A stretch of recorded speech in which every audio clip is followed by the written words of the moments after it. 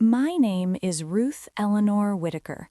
I turned 71 on March 15th last year. Most people my age are retired, playing bridge, watching daytime television, maybe doing a little gardening. I never really retired. I just stopped getting paid for it. For the last 50 years, I've been the invisible backbone of my family. Not because I wanted glory, because I loved them. Because when you're a single mother who watched her husband walk out the door one Tuesday morning in 1978 without even leaving a note, you learn very quickly that love isn't something you feel, it's something you do, day after day, even when your hands bleed and your back screams and your heart is so tired it forgets how to beat properly. But last 4th of July, they took that love, crumpled it into a cheap greeting card, and laughed while I read it out loud.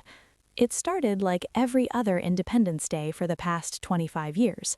I woke up at 5:30 a.m. in my little two-bedroom house in suburban Cincinnati, the same house I bought in 1986 with the life insurance money after my mother passed, the same house where Ethan grew up, where he learned to ride a bike in the driveway, where he brought his prom date in 1999, where I cried alone the night he told me he was moving to Columbus for a better job. I baked 2 apple pies from scratch using the recipe my grandmother taught me in 1962. I made my famous potato salad with the secret touch of apple cider vinegar. I packed deviled eggs, a tray of brownies, and little American flags on toothpicks for the grandkids. I put on my favorite red, white, and blue blouse, the one with tiny stars embroidered on the collar that I bought at Kohl's 3 years ago, especially for these family gatherings. I looked in the mirror and smiled at the woman staring back. Gray hair neatly pinned, laugh lines deep around the eyes, hands rough from decades of work, but still standing. I drove the 40 minutes to their house in Mason with the windows down, patriotic music playing softly on the radio. Lee Greenwood, God Bless the USA. It felt fitting. When I pulled into the driveway, the smell of charcoal and sunscreen hit me like a warm hug. The backyard was already alive, red Solo cups on folding tables, kids shrieking as they chased each other with water guns, Ethan at the grill flipping burgers, his wife Lauren setting out the corn on the cob, my 2 granddaughters, Lily, 9, and Madison, 6, running barefoot across the grass. "Grandma Ruth!" Lily screamed, throwing herself into my arms before I even got the trunk open. Madison hugged my legs. I knelt down, kissed their sweaty foreheads, and handed them each a little flag. Their smiles were worth every early morning and every aching joint. Ethan gave me a quick side hug. "Hey, Mom, good to see you." His voice was distracted, eyes already back on the grill. Lauren smiled the tight smile she'd been giving me for the last 2 years. "Ruth, you didn't have to bring so much. We've got everything covered." I didn't take it personally. Not then. We ate. We laughed. The kids did cartwheels. Someone put on the sprinkler. I sat in a lawn chair watching my family, feeling, for a brief golden moment, like everything had been worth it.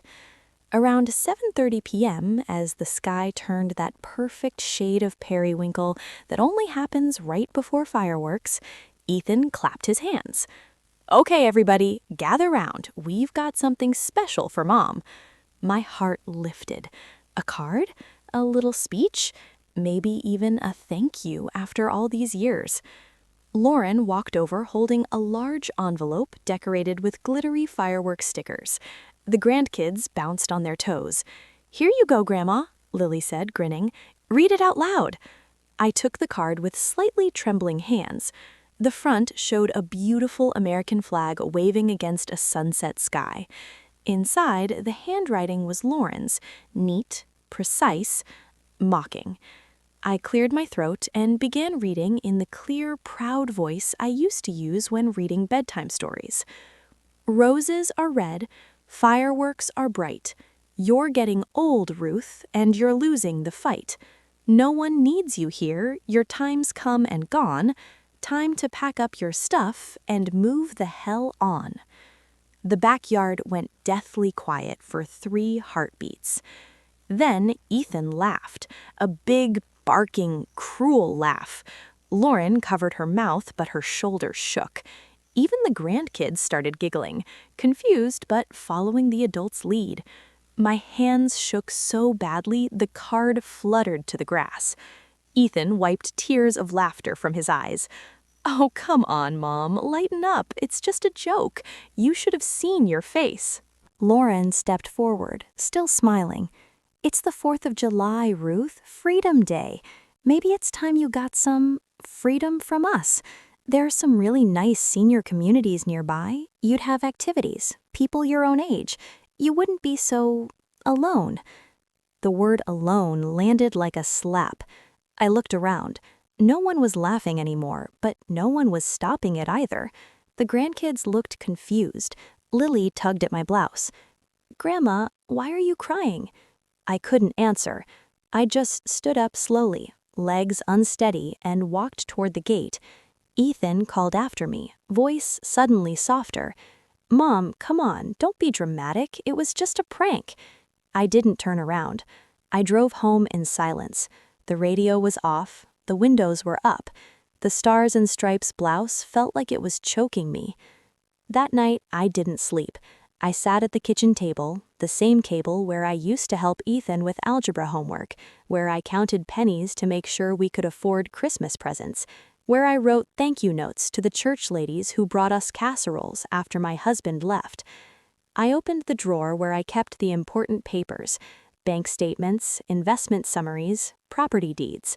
They never asked. They assumed I was broke, living on Social Security and the tiny pension from the hospital where I worked as a nurse's aide until I was 68. They were wrong.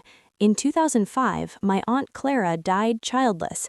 She left me her entire estate, not because I was her favorite, because I was the only one who ever visited her in the nursing home. I never told anyone, not even Ethan. I took that money, $187,000, and I invested it carefully. Index funds, dividend stocks, rental properties in Florida that I let a management company handle. Over 20 years with reinvested dividends and appreciation, that quiet nest egg had grown. By July 4th, 2025, I had $927,412, plus the house, paid off since 2002, plus 2 small rental condos in Daytona Beach, bringing in $3,200 a month after expenses. They thought I was a burden. They had no idea I had been their safety net for decades. The next morning, July 5th, I didn't cry anymore. I made coffee, I showered, I dressed in the navy blue pantsuit I wore to Ethan's college graduation. Then I got to work. First stop, my financial advisor, Mr. Patel. He looked surprised when I walked in at 9:15 a.m. "Mrs. Whitaker, I wasn't expecting you today." "I need to make some changes," I said calmly. "All automatic transfers to my son's joint account? Canceled. The emergency credit card they have access to? Canceled. The monthly $800 I've been sending? Stopped immediately." He blinked. "May I ask, is everything okay?" "Everything is finally becoming clear," I told him. Next, my attorney, Margaret Klein. She'd handled my will for 15 years. "I want a new will drafted today," I said. "Everything that was going to Ethan and Lauren now goes to the Eleanor Whitaker Foundation for Abandoned Seniors. A trust for Lily and Madison, $50,000 each, accessible only when they turn 25 and only if they've maintained independent contact with me for at least 3 of the previous 5 years. No contact through their parents. Direct. Real." Margaret looked at me for a long time. "Ruth, are you sure?" "I've been sure for about 15 hours, I answered. Then I went to the travel agency on Montgomery Road. I booked a 7-month world cruise, balcony stateroom. Departure September 1st, 2025. Ports in Greece, Italy, Spain, Iceland, Norway, Canada, the Caribbean. I'd never been outside the continental United States. It was time. Before I left, I did one last thing. I wrote a letter. Not an angry one, not a begging one, a clear one. I enclosed a photocopy of the cruel card they made me read, a detailed spreadsheet of every dollar I had given them since 1999, total $214,600, a printout of my current net worth, and a copy of the new will. The letter itself was short. Ethan and Lauren, on the 4th of July, you declared your independence from me. I've decided to declare mine. I'm no longer your safety net, your free babysitter, your emergency fund, or your emotional punching bag. I'm going on a cruise. I'll be gone for 7 months. After that, I'm selling the house and moving somewhere warm, somewhere quiet, somewhere mine. Don't call, don't text, don't show up at my door. You wanted freedom? You have it. Enjoy the fireworks. Ruth. I mailed it certified with return receipt requested. I wanted proof they received it. Then I blocked their numbers, all of them. On September 1st, I stood on the deck of the cruise ship as it pulled away from the port in Miami. The sun was setting. The water was gold and pink. For the first time in 53 years, no one needed me. No one expected anything from me. No one was laughing at me. I was finally free. And somewhere back in Ohio, as the autumn leaves began to fall and the heating bills came due, they were learning what real independence feels like, when the person who carried you for decades finally puts you down. I didn't need revenge. I just needed peace. And peace, it turns out, tastes like salt air, warm sunsets, and the sound of waves instead of cruel laughter. Happy Independence Day, everyone.